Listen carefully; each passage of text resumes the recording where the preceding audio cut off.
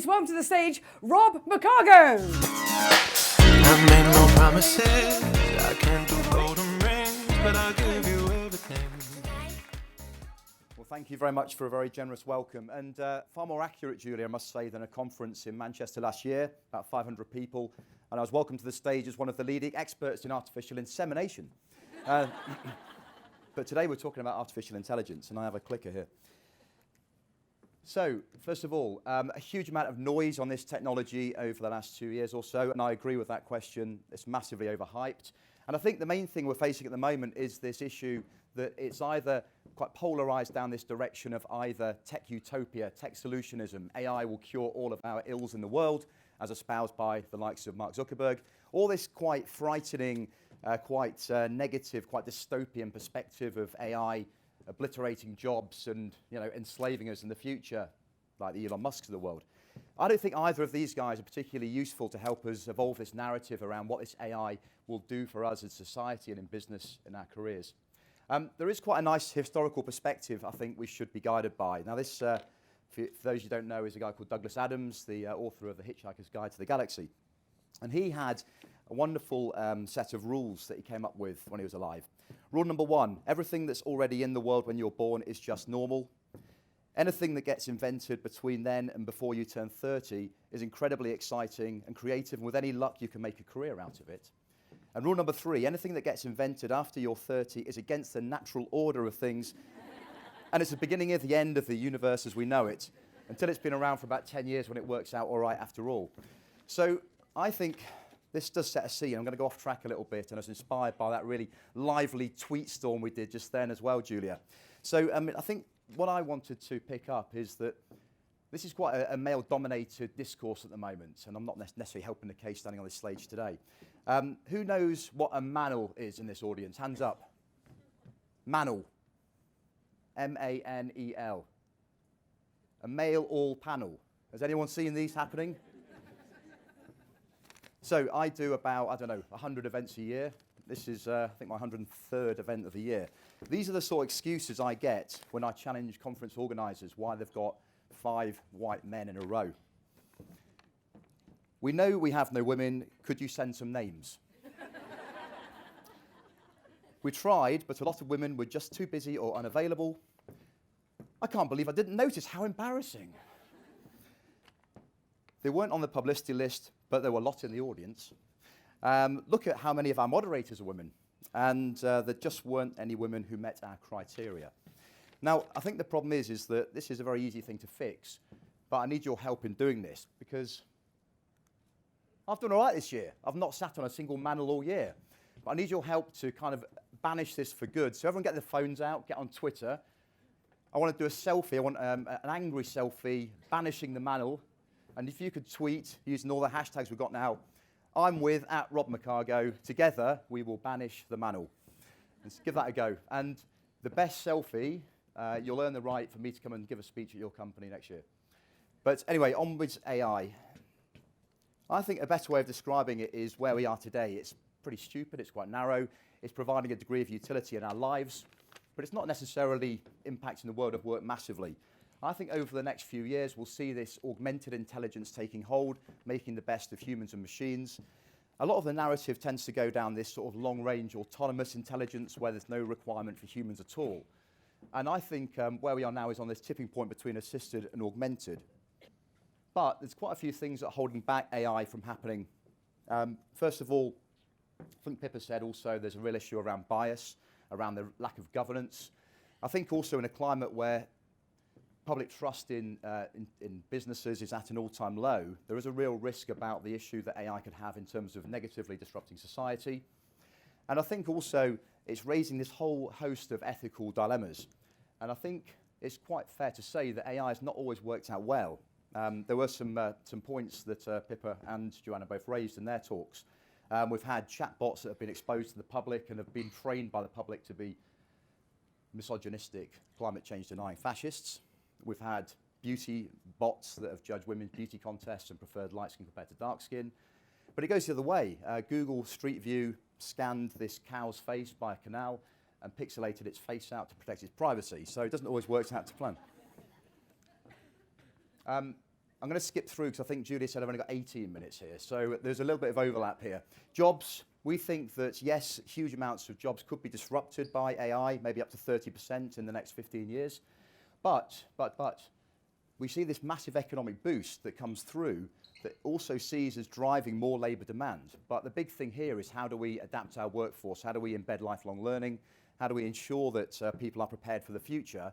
And of course, this doesn't take into account this whole category of jobs that often gets created in different industrial revolutions. And people keep asking me, what are the jobs going to be that don't exist yet, Rob? In the UK, post-Brexit, we've got some hope. AI really struggles with British sarcasm. So we're going to have a whole workforce of sarcasm explainers in the future. Okay, what's going on in China? I think Pippa, again, raised some great points here. We've got issues with taking pictures of people's faces to make sure that they're engaged. They're marking essays. In China, there's this fulfillment center that can process 200,000 orders a day, and it employs 4 people. This is starting to happen. We're seeing amazing breakthroughs in the application in healthcare. I'm not sure if Joanna's still here. One of the reasons I'm really passionate about AI is, very sadly, I lost my mother to motor neurone disease, and this is an incredibly incurable, hard, rare disease. And in fact, Joanna's own company has come up with some early signs that they might be able to fix this issue. So that's really amazing stuff. Did anyone see Google Duplex this year? This is this call center technology that allowed them to get an AI to phone a hairdressing salon in the middle of America and navigate this conversation and successfully book a hairdresser's appointment. And the woman on the end of the phone did not know this was an AI. So there's this real huge impact now, the technology maturing at a fast rate of knots. But this is not all just worrying, troublesome stuff. There's amazing things it can do to make this world better, more equitable, more consistent and fair. But this is going to require everyone contributing. We can't just leave this to a small elite cohort of typically male technologists. So just to wrap up before I finish on my next story, I think the issues we're trying to get across are that whilst the impacts might not be felt for some years to come, it's absolutely vital that we act now to put the right controls in place to prepare our people for the future. I think when people are hearing these stories about AI taking jobs, leading to negative opinions, it can breed anxiety, and we know that anxiety can be a killer for innovation. So I think the best companies out there are the ones that own the narrative and own the debate. And I think it's about not protecting jobs, because jobs will change. We have to protect people, and I think this is going to be a competitive advantage for companies in the future. So onwards to another point. I think my colleague Blair quite raised a nice point here about this need to continuously adapt in life. It's not about needing to learn, it's about learning how to learn. And it's also about this kind of lifelong endeavour, and I quite like this. So people say, well, Rob, you know, you've got 3 kids. What do you think about that? What are you going to prepare your kids to do in the future? And I thought I'd take this chance on, and I came back from one of these amazing conferences where I was hearing all these incredible opportunities in the future. And I asked my son what he wants to be when he grows up, and he said he wants to be a train driver. And I just immediately laughed out loud and said, well, the robots will do that in 20 years. There's no hope that's going to happen at all. And he burst into tears and ran off to his bed. So I thought I need to do better than this. So I sent him off to his school to get a book on technology. I wrote this word down in his bag. And he came back with this book, and we sat down there doing bedtime reading. And we got to the first chapter, and it was how to send fax. The boys' letters made into a signal by this fax machine. So this was genuinely a book that my kids' school was giving to them to prepare them for the future, which is insane, isn't it? Now, I get to do some cool stuff in my job, and there's an amazing outfit in MIT in the US that have created this thing called the Moral Machine. Everybody should download this game, and what it basically does is it imagines this world of driverless cars and the need to think about how do we embed ethics into the decision-making of these vehicles. And it poses about a dozen different scenarios of how cars should act when presented with different situations.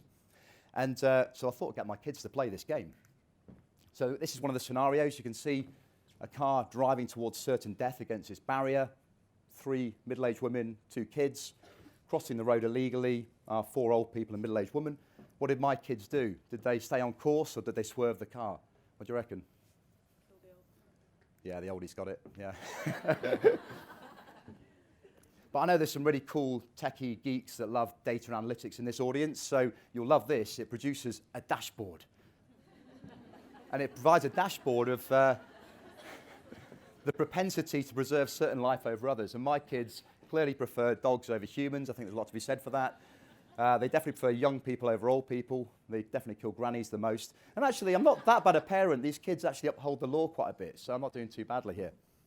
So anyway, fast forward to last year. The politicians started waking up to the impact of AI about a year and a half ago. And I joined this advisory board in government to advise politicians on what they need to know. And we were preparing evidence to give to these politicians on what AI is. So I thought I'd ask my kids what they thought AI was. And the first question is, what is AI? Back to Julia's question just at the start there. And I had to sort of describe it as the brains of a robot. And we then had this amazing conversation about the implications of if robots had brains. And as I was leaving to Parliament to give this evidence the next day, they gave me this sheet of paper and said, Daddy, go and show this to the bosses of the world. We've written some robot rules for you to use. And actually, there's a lot of common sense in this, because back to that point then, I said before, where tech has gone wrong, where it's led to poor outcomes, where it's led to societal disruption. We've got stories galore of this happening at scale now. Bad people shouldn't build robots. It's quite a good rule to prevent that happening. And I think we should all adhere to that rule. There has to be an off switch, and I think that's something we should all adhere to. There shouldn't be bombs in robots. I think Pippa was talking about some of the drone applications. Unfortunately, I've had to tell the kids we're breaking this rule already. And robots should not look like humans. Who's seen Sophia the robot? This weird latex monstrosity, yeah? It was given Saudi Arabian citizenship about 6 months ago. So I'm not particularly a fan of this creature. But this is an issue around if you've got Google duplex technology that is mimicking human capability of voice. You've got these things looking increasingly more like humans. There's a real issue around anthropomorphism, the issue about how people could be deceived by this technology. So I think, again, back to that point, we're right at this tipping point of this tech becoming quite smart. It can have broad implications, but the only way we're going to evolve this to ensure that it leads to good outcomes, to ensure it's representative of all parts of society, is to ensure that everyone here in this room and beyond is playing a part in that conversation. It's not a nice to have, this is absolutely critical. So for me, I'm not interested in Mark Zuckerberg, I'm not interested in Elon Musk. I quite like to think back on the history as referred to by the likes of Douglas Adams. But for me, I'm more interested in what Dylan, Niamh and Elodie have to say. Thank you very much.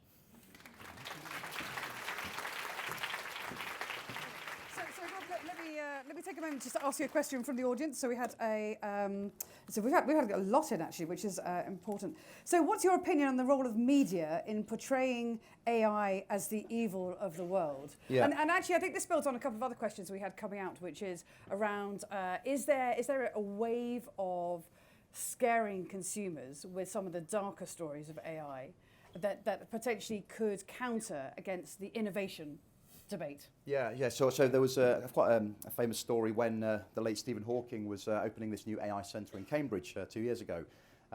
He quite clearly said AI could be the greatest thing to ever happen to humanity, or it could be our worst ever nightmare. And 9 of the 10 press coverages the next day were Stephen Hawking says AI will be our worst nightmare. So bad news sells, and then you see it being affixed with like a Terminator image on the next day on the paper. This really does breed quite a negative implication of this tech. It also bestows such greater intelligence that does not exist.